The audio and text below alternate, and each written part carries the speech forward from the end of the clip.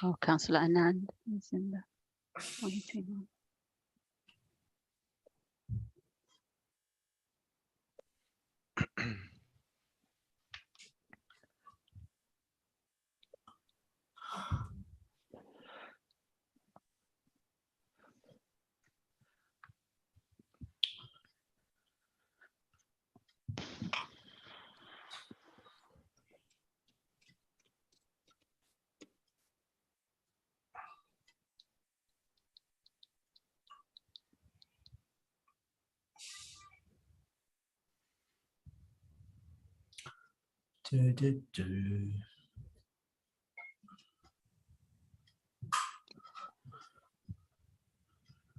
Okay, we are live now, but we're going to start the meeting in earnest in 1 minute. So it's 18:59, and I'll do a roll call so anybody can.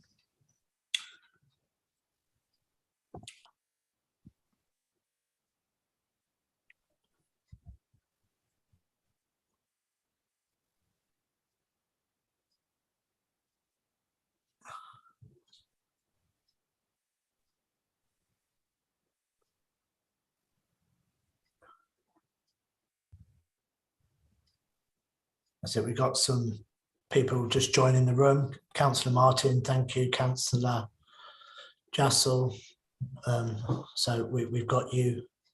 No need to speak. We've gone live already. We're coming to the start of the meeting shortly.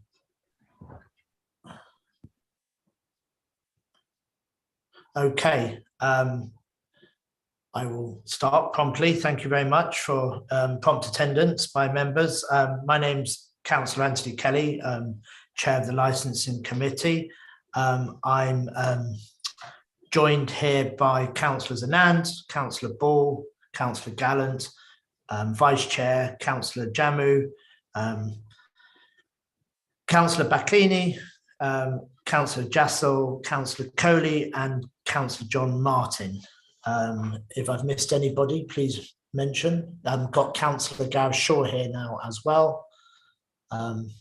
So yes, thank you very much. And we've also joined by Alison Luff, legal advisor to the council, Cornelia Harding, Democratic Services, Jess Murray from the council. You can remind me of your job title, Jess, when you introduce yourself. Councillor Blanchard, this will be his last presentation for a certain amount of time. He's moving elsewhere in the council, and we're joined by Miss Isabella Gregory. So to go ahead, so we've got the minutes on the pink papers. Just got a message from Councillor Driscoll. He's having some IT problems. He'll be with us shortly. Yeah, minutes of the licensing committee, Thursday the 16th of June. Does anybody have any comments, or should we take that as agreed? Agreed. Yeah, thank you very much. So it brings us to the agenda item, licensing hearing enforcement update report. So, I mean, just to sort of outline, this sort of goes through the meat and drink of what the licensing committee do, particularly at licensing subcommittees. So we'll talk in general, but if anybody's got specific questions about hearings, we'd be happy to give some information, but please go ahead, Joe. Thank you. Thank you, Councillor Kelly, and good evening, councillors. So I've got two reports tonight. This is the first of two. This one is just for information. So this is the standard. This is the standard item, which is the licensing enforcement and hearing update. The first section of the report, and just on your agenda pack, the report starts from page 9. The first half is just providing an overview to look at the decisions of the licensing subcommittee so far this financial year. the best place to probably look is Appendix 2, which is on page 16 of your agenda pack, and that provides an overview of the range of decisions that have been taken since the 1st of April this year. It's good practice and recognised in the revised guidance issued by the Home Office for the Licensing Committee to take this overview. So every 3 months I provide this kind of report.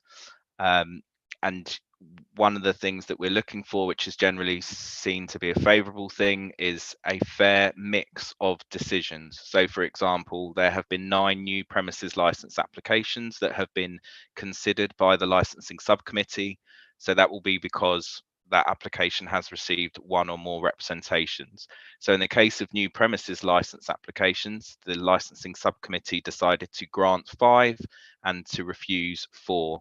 And in granting, that will also include occasionally imposing additional conditions or slightly modifying the application. So that shows that there's a good range of decisions made, and it can show that it can indicate that the licensing subcommittee is applying the licensing policy and considering each application on its merits, which indeed it is required to do.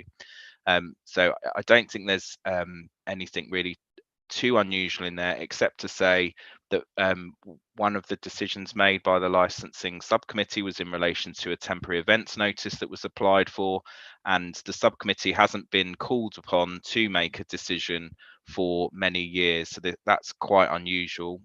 So that was where a temporary event notice has been applied for, and the police or the council's noise team have objected and issued an objection, and then it's down to the licensing subcommittee to decide whether to grant or allow that temporary event, and in that case it was refused.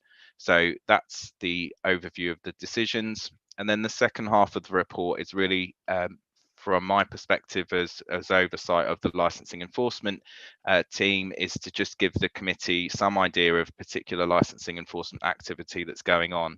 So this now I'm reading from page 10 and section 3.2 of that report.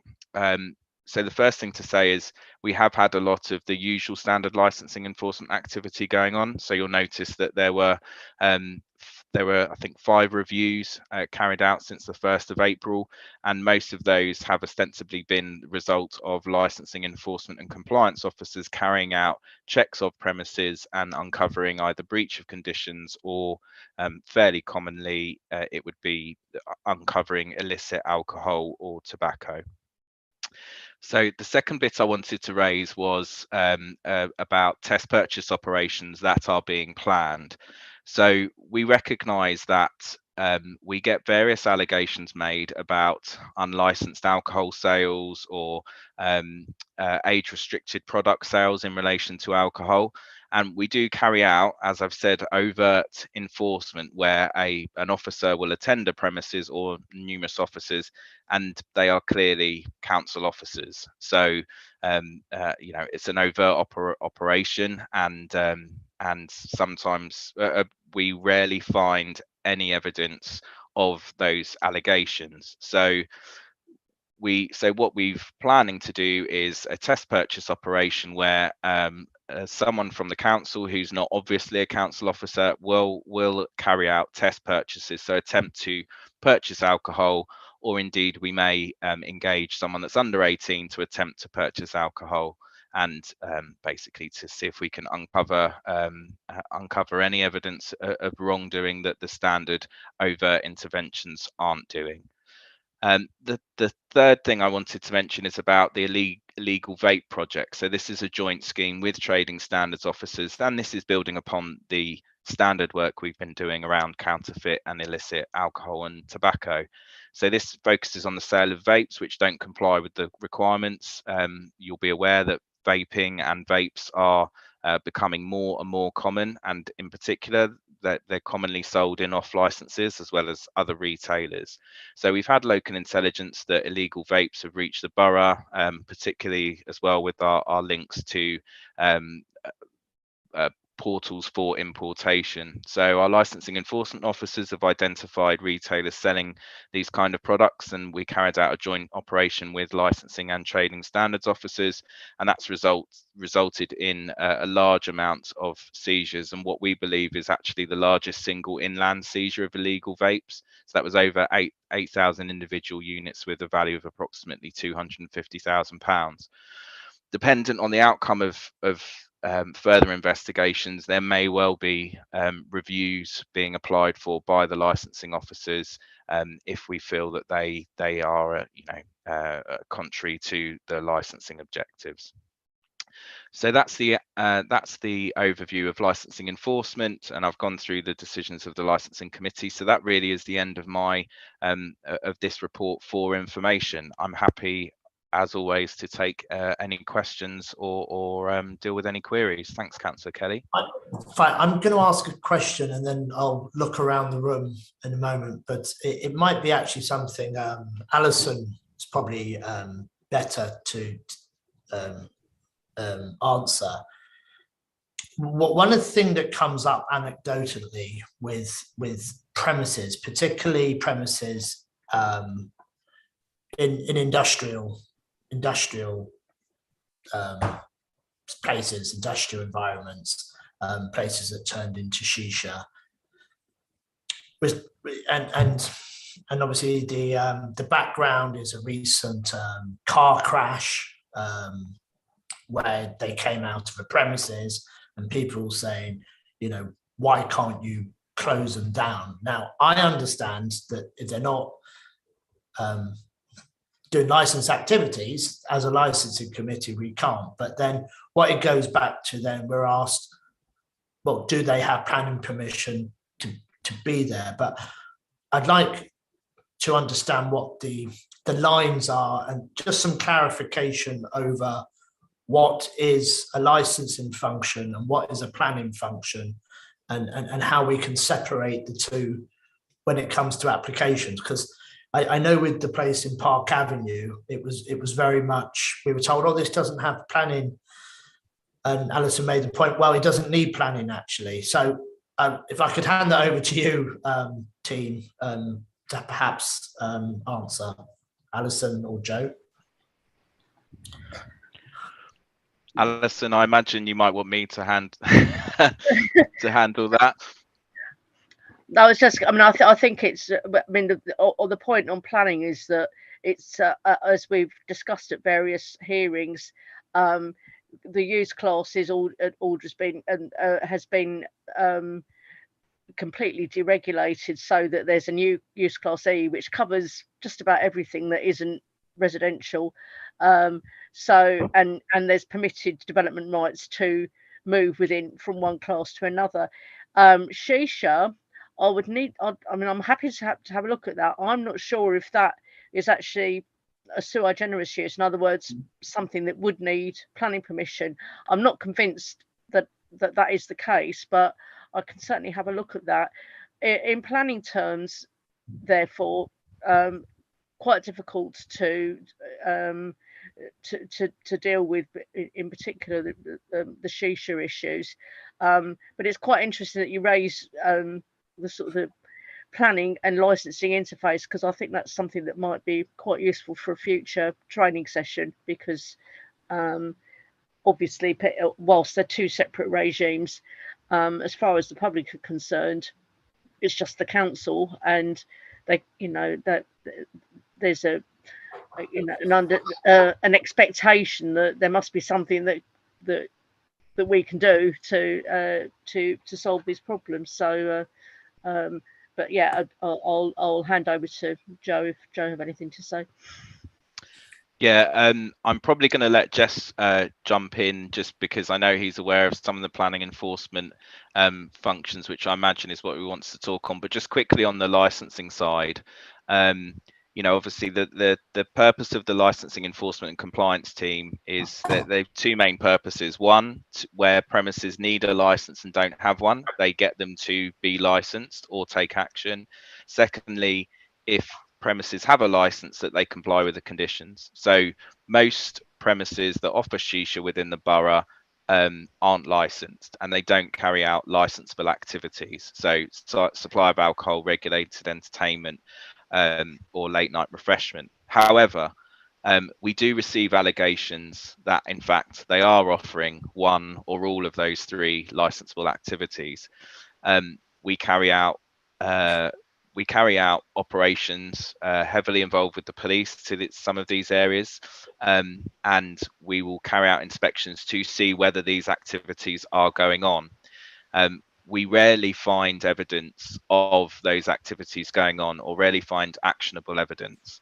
So this links to one of the points I was raising in the enforcement update, that we are planning to carry out some test purchase operations to avoid those things where some of these premises, it takes officers, even when they're accompanied by a detachment of the police, it takes them 5 to 10 minutes to get entry to those premises, and within that time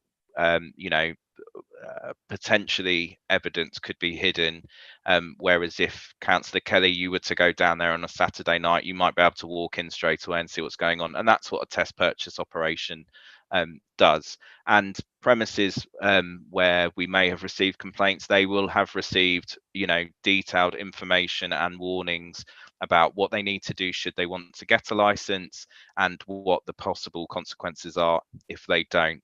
So that, I think that kind of, in terms of the licensing committee, really what will happen is it will be applications that come in, or it will be issues with existing applications. But of course, our work is that right at source bit to actually say, you are carrying out these activities. If you want to carry on, you need to have a license. And then there's also there's an enforcement policy area about what action should we take if we uncover that maybe people have been offering licensable activities without a license, and they've probably received warnings up to date. So that would be one of the areas covered by licensing compliance. If it's okay, I will hand over to Jess, who will have more to say, no doubt. Thank you. Joe. Thanks, Joe. I think that's a pretty good summary. But in essence, I suppose your point is valid, Councillor Kelly, in the context of if you were to you walk past some of these venues, they effectively look, sound, and appear to be like nightclub operations. They have they're dressed up in the lights, and you've got the music and other things. So the appearance would be as of a nightclub, but obviously people don't perceive that it's the function of alcohol sales that's licensable, as opposed to being a nightclub or appearing like a nightclub kind of use. So you can see where people are often confused about the enforcement role that the councils hold, particularly if they're not familiar with it. In terms of planning, it is complicated, but there's also multiple agencies. So the section and the particular location you referred to in relation to that accident is within the OPDC. So they're the enforcement agency for planning enforcement in that particular part of the world. And that's where we have quite a significant kind of number of these premises located on a single road or a couple of roads there. But they've progressed significant amounts of enforcement work and served a number of enforcement notices on premises all along that. And in fact, they've undertaken a temporary stop notice on Shiva Lounge in the last month or so. So they are taking enforcement action from a planning perspective to try and manage some of the uses, because obviously that particular part of the world in Park Royal is also a location that's a major industrial and employment centre. So that also has a consideration in a planning policy framework beyond the kind of use categories that Alison was referring to previously. So they prioritise retaining that kind of employment function and industrial like use. So the problem with that is you go through the appeals process, and people will always appeal enforcement notices because the process takes a significant amount of time and they're able to operate in the interim. So it's incentivized for an appeal. But some of those enforcement notices have come to the end of the appeal frame and they're now closed, but we find other premises being targeted and opened up. It is something where they will just shut down and pop up. It's relatively, I think, cheap and effective to set up these premises. They don't spend lots of money on them necessarily. So like Joe says, I suppose for me, we've done a consistent and targeted enforcement provision around these kind of premises, and that stems from pre-COVID and all the way through COVID. A lot of our COVID enforcement was centered around shisha cafes because they were very non-compliant and were actually targeted within the regulations as well in relation to that. So from my perspective, I suppose the test purchasing is a natural progression through that investigative process to reassure ourselves that venues aren't retail selling alcohol as they pertain, not as they support and allege that they're not. So that's reasonable for us to do. And I think based on the kind of investigative point we've got to now, it's justified in a kind of targeted and specific way. So yeah, broadly, that's a consideration, I think. I've got Councillor Ball indicated. Yeah, thanks, Chair. Yeah, so on the point of shisha lounges, I was interested in Alison's comment. I mean, is it possible that we could make a case that a shisha lounge is a sui generis use in planning terms rather than being covered as a cafe, which is probably what they would be normally, in which case would there be an opportunity to require a change of use and to impose conditions which would affect, which would reduce the impact on residents, so conditions on hours and things like that. So to do things through the planning route, which we can't do through the licensing, is that a possibility? I will do some research. It also might be worth speaking to the sort of planning policy team to see what that we've got various local plans sort of being discussed now. If we can sort of include something about shisha, that I think we probably can. Usual bars and restaurants, things like that, do come within that use class E. I'll have a look and see if shisha would sit outside that, because if it does, then that would be an extremely useful tool. So I'm happy to. I'll follow that up with planning. Thanks very much. And Chair, could I ask something else? If that's all right. Nobody else indicated at this moment, John. So go ahead, sir. Okay, thank you. It's just the test purchases. I wondered if it would be helpful for councillors, particularly councillors who aren't on licensing, so they're not going to be involved at a later stage, to volunteer to do some of those test purchases. John, it's absolutely fine. When it comes, I really would like engagement from licensing members, but obviously they need to understand that if then it does come to a hearing, they wouldn't sit on it. But really, I'm keen for licensing members to involve themselves in all of these sort of things.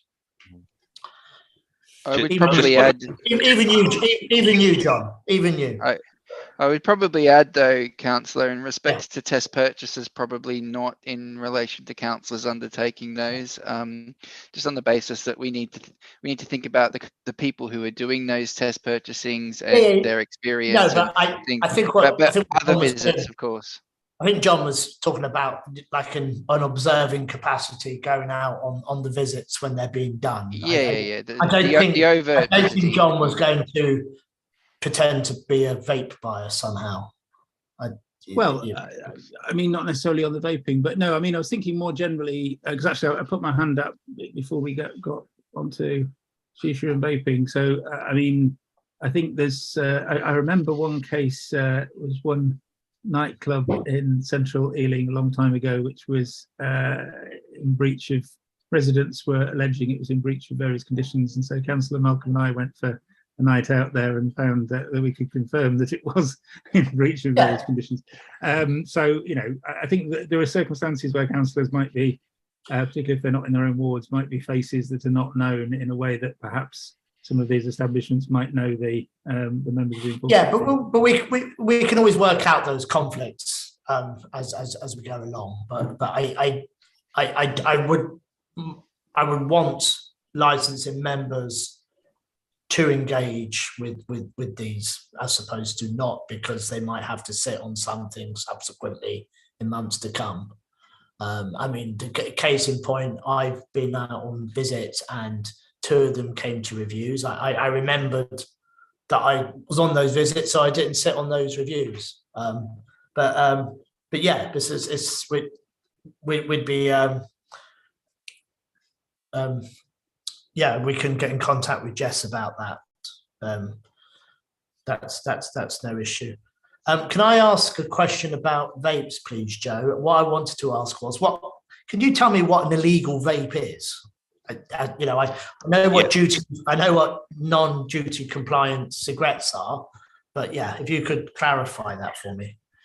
Yeah, the big issue with vapes right now is that directives have come in about what tank size is permitted. So you'll notice on vapes it will say things like vape of 600 puffs or something like that. And off the top of my head, I think they're permitted a tank size of 2 milliliters.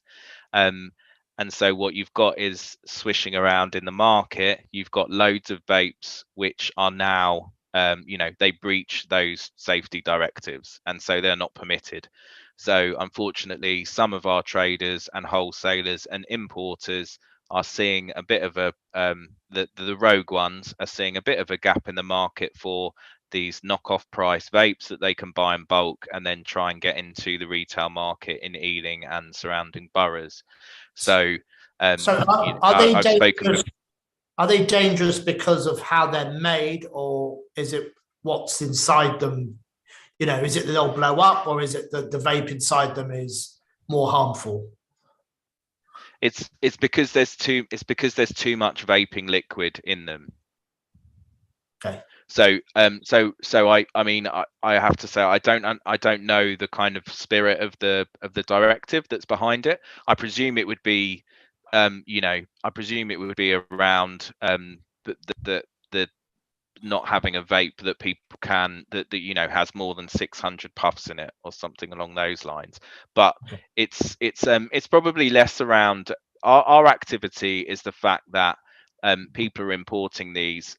I mean, we need to do criminal investigations, so I'm speculating it now, but they know that these products are forbidden, but they are buying them in because the people that have got them in their warehouses are realizing they can't sell these legitimately, or they have to sell them to a different country, and so they're picking up very cheap vapes and selling them at high retail price. Okay, that's useful, because obviously it's the market's moved along quite quickly in the last sort of 18 months with vapes. We've all seen it with the proliferation of them being sold at retail. You can buy it. You can buy them in the post office now. Okay. Do we have any questions in relation to the hearings? Just a note of thanks to everybody that sat on hearings. At the moment, we've only got one member of the licensing committee who hasn't sat on a subcommittee hearing, but that person tells me that they're determined to do so very soon. And a couple of them were, I would suggest, a bit of an anticlimax. In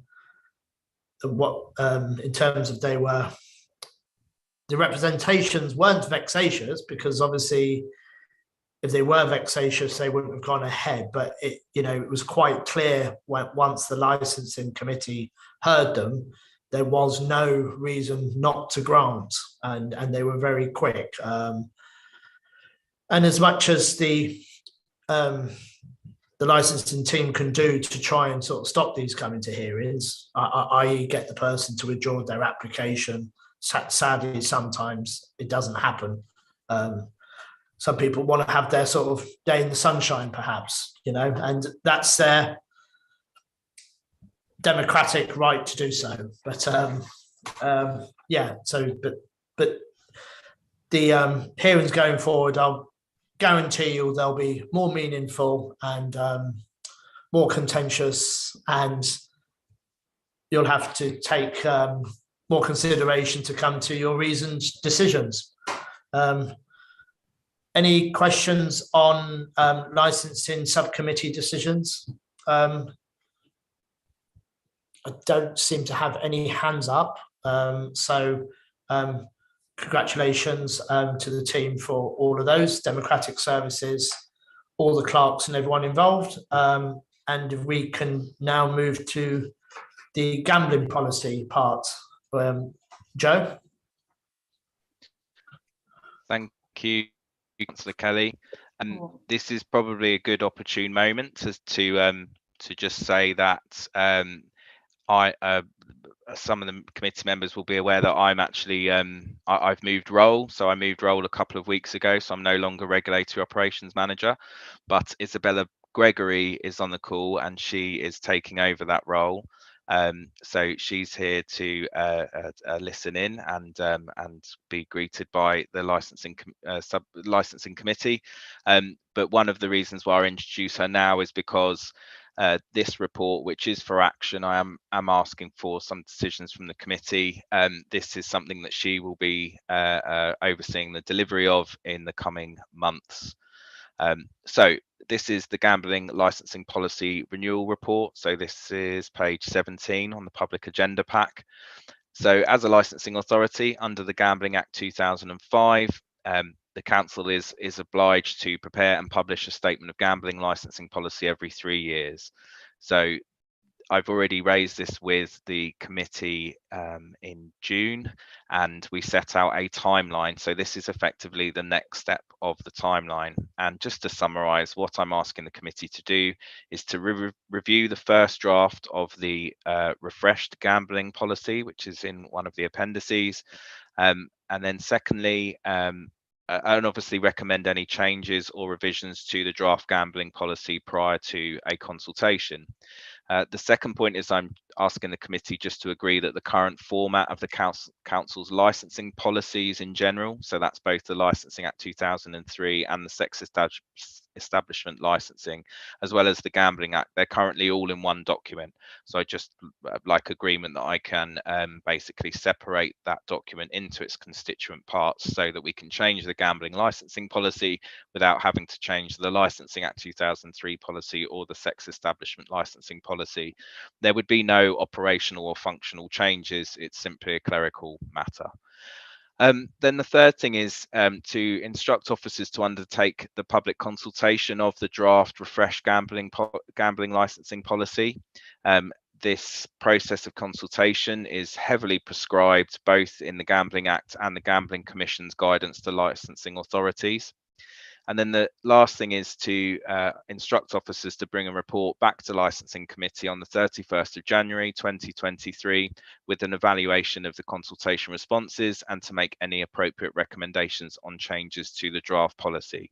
So just to summarise, the first thing is I'd like the committee to say whether they're happy with the policy in its current form and that we can then take that to a consultation, and then lastly is really to return to the committee after Christmas with the outcomes of that, the evaluation of that consultation, which would inform a second and final draft of the gambling licensing policy.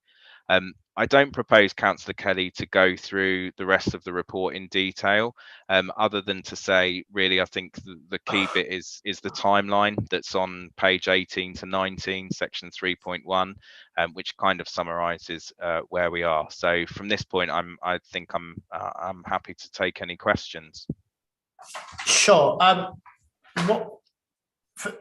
Just to remind me and to remind members who previously on the licensing committee and new members, if you could go through, you said about separating the SEV policy. Could you just remind us what it is, why it's zero, and perhaps the background, I guess, LA Confidential. But without going into too much, what an SEV is. But in terms of gambling policy, I don't have any questions. Yeah. Excellent, thank you. So the sexual entertainment venue policy, or SEV licensing policy, that relates to certain venues that provide sexual entertainment, and it's not a statutory policy. We're not obliged to have a policy on sexual entertainment venues. However, It is one of the functions delegated to licensing committee to consider any applications received in relation to SEV legislation, and to ensure that any decision that the licensing committee take in relation to an SEV application or any activity, to ensure that that decision is robust, there should be a policy behind it. Otherwise, the decision is wide open to appeal or judicial review. So as part of the SEV policy, we carried out a character of area profile of different areas in the borough, and that character of area profile looked at how appropriate certain areas would be for SEVs and what an appropriate number of SEVs would be in those areas. And after carrying out that character of area profile, we determined that the appropriate number of, when I say we, I should say the licensing committee adopted it and then full council adopted it, that the appropriate number of SEVs borough-wide is 0.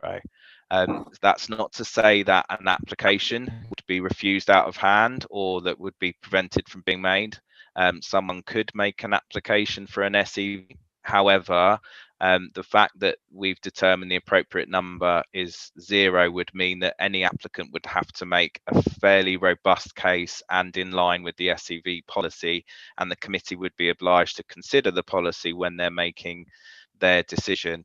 So at the time that SEV policy was heavily communicated, there was a consultation, there were a number of interest groups that were invited to provide responses from all kinds of groups associated with SEVs, as well as residents. In terms of residents, there was overwhelming support an agreement that the appropriate number was 0. So that is, and that policy was adopted in July 2020. Go on, yeah. Just so that's great. Just to explain what an SEV venue would be: a strip club, i.e., nudity, dancing, and selling of pornographic, just confirm what the SEV suite is. Yeah, I mean, you summed it up. It's I suppose in layman's terms, it's exotic dancing, premises offering sexual entertainment, so pornography in any kind of media, and nudity and those kind of that's right. Just so we can. So our policy is 0, and that's not to say an application can't be made, and obviously we take every application on its merits, but obviously the industries know what our aspirations are as a council when it comes to SEVs. So that's great.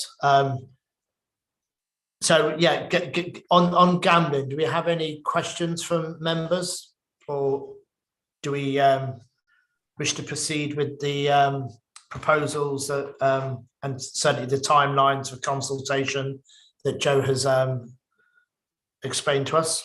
Are we agreed? Chair, I've got a question. Yeah, go ahead, Paul. Sorry, I'm not. It's hard to see the hands. Go ahead.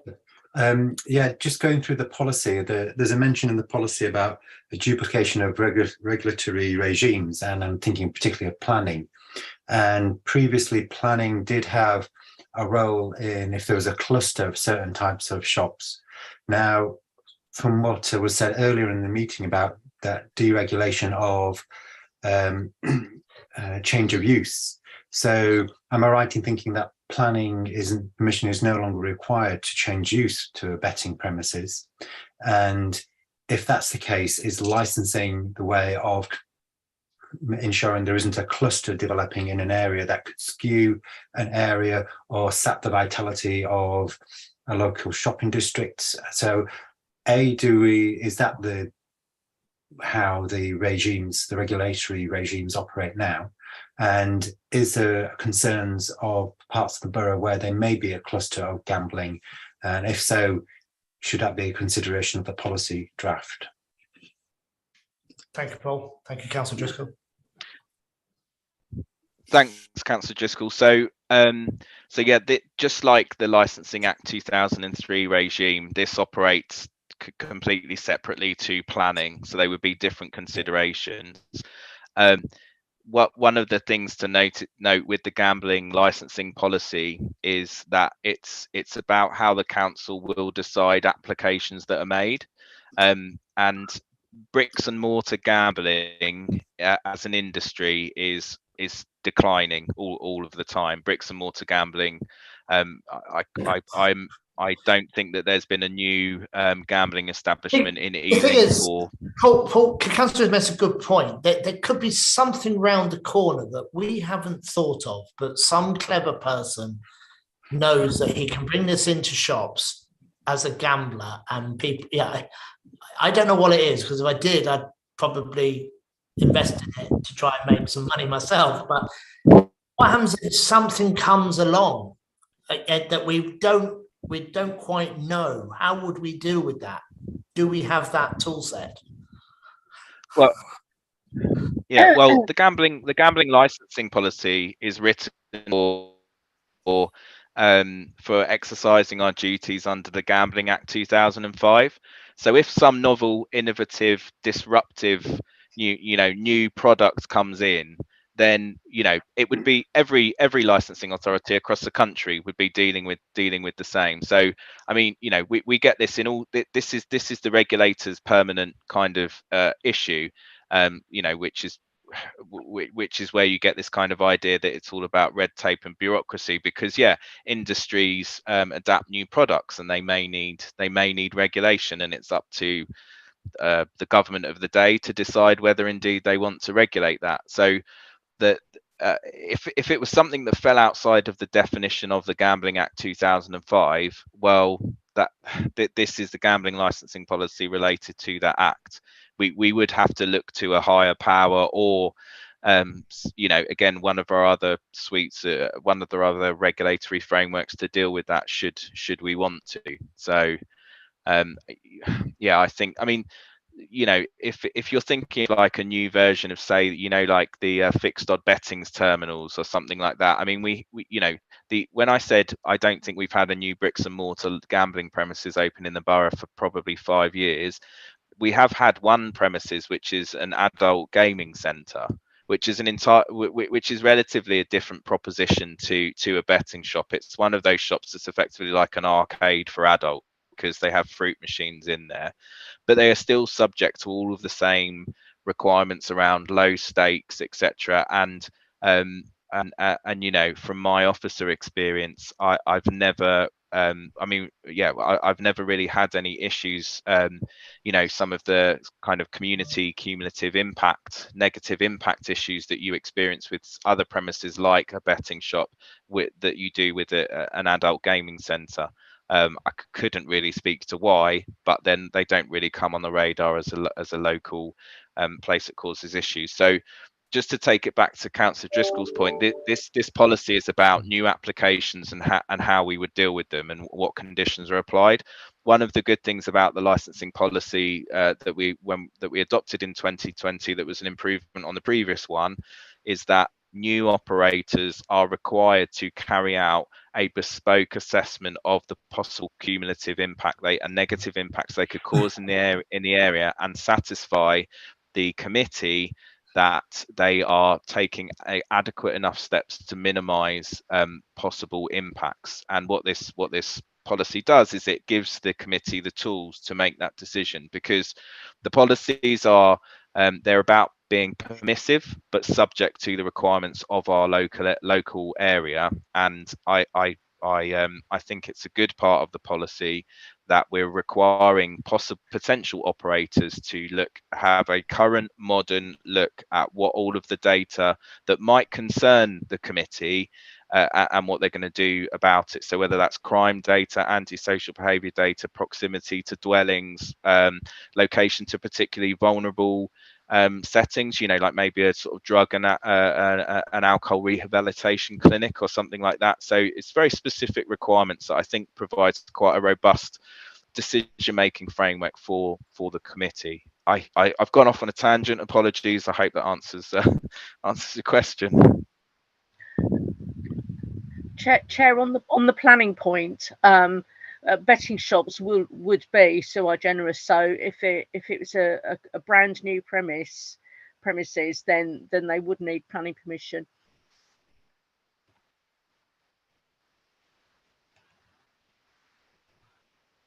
You're on mute, Councillor Kelly. You're on mute, Anthony. So I had Jess's hands, a legacy hand. I had Councillor Nan. Did you have a question, sir? Thank you, Chair. Just as a clarification, I'm sorry, my bandwidth is giving me problems, so I'm not going to put my video on. Yeah, we can hear you fine. Go ahead. I just want to ask for clarification. Sexual arousals when it comes to a sexual SEV establishments, is nudity the criteria, or is it sexual arousement? So if there are more than one belly dancers, if there's 5-6 belly dancers in a club, fully clothed but actually dancing, is that allowed, or does that come into the SEV? So that's fine. We're getting into the weeds of this now. Who wants to answer that? It's about nudity and the entertainment offered, not about the potential for arousal. So, or the, you know, the level of arousal that the audience members could feel or not. Without, I mean, yeah, we are getting really into the weeds of it, because I think we'd have to assess, you know, what context. As I say, we've not received any complaints from members of the public related to unlicensed SEV activities for since I've been here, so 3 years. Obviously there was that premises, you know, that I won't go into operational detail about, but that was a licensed SEV premises. So you know, that's one of the other reasons why. Go on, Jess. I was going to say, it's probably worth noting, like, all that question is specified within the policy, and the SEV policy is quite specific around loads of different detail, proximity, distance, all those kinds of things, Councillor. But that would be, were we to be kind of examining the SEV policy, which we're not, that's not up for renewal. So it is specified in that policy, so you can read it, and it gives all the detail around lots of different requirements, and it's quite prescriptive in that. The only other thing I was going to add, Councillor, it was a new hand before in relation to Councillor Driscoll's question, and the only point I was going to add, I suppose, is around the premise that where government deregulates one kind of regulatory regime, it wouldn't necessarily, you know, follow that you would then try and look to use another one to make up the difference, for want of a better term, I suppose. And effectively, I think what was referenced there was in relation to saturation, which I'm not sure the gambling policy necessarily comments on specifically. So there are other kinds of controls around saturation of venues and different kinds of uses, like Article 4s and things like that. But yeah, in terms of gambling and saturation, similarly with the licensing policy, it's quite complex thing, saturation. So yeah, there's a little bit of detail in that. I think, I don't know whether you've got any other comments on saturation, Joe, in relation to gambling. You know it better than I do, but I think the saturation point would be you know, the gambling policy is robust around this cumulative the impacts and so on. So you know, I think that would be part of the a consideration that a responsible operator, should they want to make an application, would need to take into account as part of that. But yeah, it's not yeah, it's, yes, that's what I have to say, sorry. Okay. Yeah. Councillor Shaw's had his hand up, and I'd also like to ask the question. Yeah, go ahead, Councillor Shaw. Gareth? Yep. Thank you, Chair. I think you actually covered quite a lot of the answer, Joe, just in terms of brick and mortar gambling. Sorry, my camera is coming on just very slowly. Brick and mortar gambling establishments, you mentioned that there hasn't been one for 5 years or so, but just thinking within, I know that it's a gambling policy as such, but just wondering, and I think I asked this at the last meeting when we discussed the alterations to the policy going forward, if it's just worth having that in the sort of in the preamble and just sort of emphasizing just where it is and the physicality, if you like, of gambling premises around the borough and their general decline or not. I mean, certainly, I know it's not your responsibility to show how many have now turned into inevitably sort of estate agents and so on, especially around some of the areas in central Ealing, but certainly there is a noticeable decline as the industry seems to be moving online, where people can simply bet on their phones and so on. Yeah. I mean, yes, that's I think that's a fair point. I mean, we can add something like that into the policy, actually, just to that's a good, I think that's a good point here. I mean, what I would do with any amendments coming out from this evening, if the committee are agreed, with the generality of that, I would then amend the policy and run it past the chair before we go to consultation. So I'm happy to add something like that.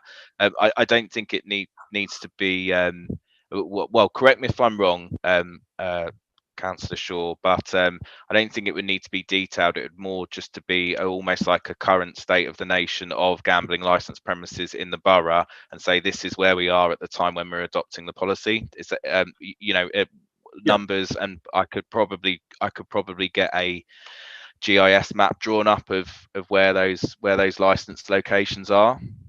Yeah, I think, Joe, that, even if you just are able to list like the number of premises we had at the start of the previous policy and the number of premises or any new applications we've had by the end, that will give quite a good direction of travel, I think, in terms of, the state of affairs. And I agree, I think you're right, Councillor Shaw, it's a good idea just to say, actually, the state of gambling, physical gambling premises in Ealing is X. This is how many we had when we set the previous policy, and this is how many we have now. And they'll probably tell that story, I think, quite well. A map wouldn't hurt, I suppose, but yeah, that's a good shout. Yep. No, that's great. Thanks. That captures it. What Joe and Jess are saying there captures it nicely. Thank you. I mean, otherwise, I do approve of what's in the policy. So, I'm happy with it as it stands with those sorts of minor tweaks. Hopefully, they are quite minor, Joe, and not too much work for you and the team. I've got a hand up from Councillor Jassel. Councillor Jassel. Yes, thank you, Chair. I just wanted to ask Joe a question. I just wanted to ask if there's, how many LA Confidential venues like that are there in Ealing? Do we have a number? Zero. Zero. Zero. That LA, yeah. So LA Confidential. LA Confidential. I mean, I don't want to go over it, the history, because it's quite convoluted, but it's not there anymore. And I don't want to say whether the license was revoked or given back, because I'll probably get it wrong, and it was subject to a lot of legal action. But that premises doesn't exist anymore, and within about 9 months of that not existing anymore, the SEV policy was put in place, and I think as an organisation we learnt lessons from that occurrence, and we had quite a in a short space of time learnt a lot about SEV licensing and appropriate policy. So now. So I think the statement is, in effect, Joe, since 2019, when LA Confidential closed, we've had no SEV premises in the borough, and we've had no applications for any new SEV premises in the borough. So it's almost been 3 years, coming on 4 years, I think, since we've had a venue, and there seems to be no interest or applications for new venues. So and arguably the premises that would be deemed as most suitable property wise for having an SEV strip club is now the Ealing Project, which is the cinema in the High Street. So so sort of LA Confidential is sort of it's history. Yeah. Sorry, I've got I can't see any hands. So anybody that's got hands up can speak. That's myself and Councillor Harpajan, and we've both got our hand up. Yeah. Just a quick question to the officers, please. How do we check or monitor gaming machines, whether they're functioning in the way that they should, just to make sure that they're legit kind of thing? Do we monitor those or check those in any way whatsoever? We would do that reactively if in receipt of complaints. We do occasionally. We don't do it in a targeted way, Councillor Jamu. So I think any issues with gaming machines, say in pubs, would probably overlap with other non-compliance. So where our licensing enforcement and compliance officers, they generally are competent in both gambling and alcohol and entertainment licensing. That would be part of a visit to a premises to have a look at gaming machines. We occasionally come across gaming machines that aren't licensed and just get the premises to license. Our enforcement policy isn't to immediately prosecute someone for not having the appropriate license. If someone in pretty quick time stops doing the activity and doesn't recommence it until they've got the license, then that satisfies us, and they would get a warning, and it would be considered in the future. So to be clear, no, we don't proactively monitor them, but we will do it as part of other measures, and that's really down to resourcing and targeting of resources in a prioritized way. Got indication from Councillor Cordier's device that it may very well be Councillor Ranjit there, because they're sharing the same device. Chair, it's Hobson. I think yeah. Right. I'm really appalled by the question raised by Councillor Anand earlier on. I think he is not a new councillor. He is on licensing with us for a long time. We have talked about SEV policies, SEV in our trainings. Millions of questions were raised in the past. I don't know, really. Sometimes we need to use common sense. The question was appalling tonight. Question was appalling. Really, I'm shocked to hear that tonight. Okay, we'll take that under reflection. I don't want a response about that. We can take that offline and reflect on how we phrase questions, and if anyone's got any questions about details, they can always get in contact with officers, particularly if it affects sensibilities. Okay, any more on gambling?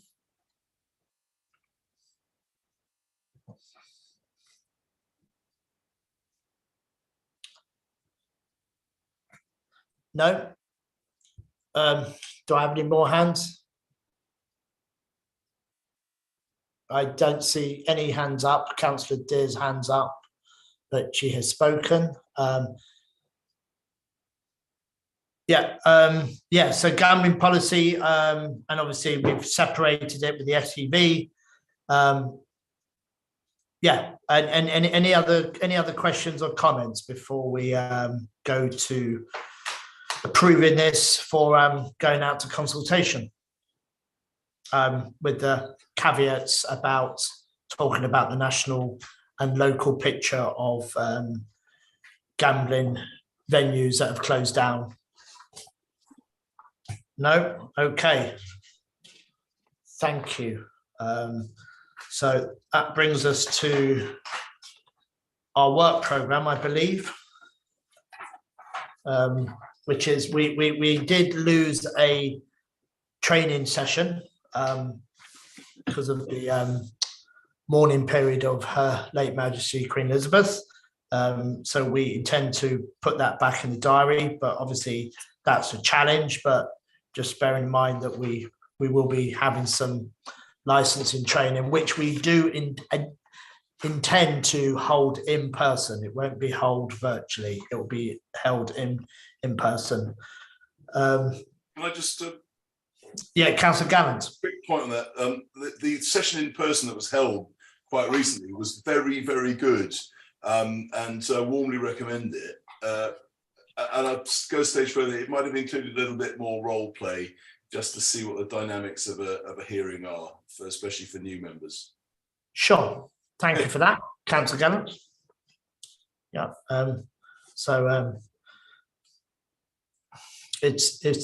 It was well received. Thank you. It was good to actually get back into a room in person. It was the first time that we met up with all of the licensing team for perhaps 2 years, I think. Okay, so the next meeting is, let me just stretch. It is proposed for Tuesday, the 31st of January, 2023. And where we'll have, and it'll be update on progress with renewing the policy that we've just discussed. And I guess Isabella will be bringing that to the meeting. Isabella, do you want to just perhaps introduce yourself so we can put a name to a face and tell us a bit about what you've done and what you're hoping to do differently, perhaps, to Joe? Or yes, thank you. Augmenting his work. Yes, thank you very much, Councillor Kelly. So I don't come from the licensing background, but I've worked in various council departments and regulatory services. My previous role was managing the field and workplace safety team, but I've also worked in other departments. So that's why I'm observing today, but I don't think it'll be that long by the time I'm in a position to hopefully assist you all. And I look forward to working with you all. I don't think there's anything else that I can add at this point, I'm afraid. Thank you. That's fine. No, it's important just for us as members to put a face to a name, and so we can get in contact with you. Right. So I don't have anything else. I'd just like to thank Joe and for all his work he's done. Particularly through the pandemic, always there for us. I guess I can congratulate him, even though he's moving to another department, so he's not going far. And I guess we can still tap on his shoulder if we want any information or advice on licensing matters. I don't know how he feels about that, but that might be the reality. So yeah, if just to mark that note of thanks. Do you have any other matters? Agree with Chair. Thank you. Yes, we are glad to have Joe with us. Thank you very much, Joe. Yeah. All the best. Thank you. Okay. I don't see any other indications. Cornelia, Alison, any other business that I may have? Chair, I know it's too late now. We are nearly finished the meeting. Yeah. But my computer was playing a little bit up. I logged in. I came in a little bit late, 5 minutes late. That's fine. No, you were here for the start. I think I haven't really been absent from any meetings, but in the last meeting's minutes, my name doesn't show up. Okay, we'll get that amended. Secondly, could I ask the other question in the minutes, if I may, Chair? Okay. Page 4. The last time we were told that the Tudor's appeal was going through. So have we got the any update or outcome of the appeal? Tudor's license knows that Tudor heard before license was quite fair in terms. Then results I'm not, Mr. The licensing committee noted that Tudor Rose appeal heard before the licensing was quite famous. No, I think it may be that the Tudor Rose was used as an example for committee members.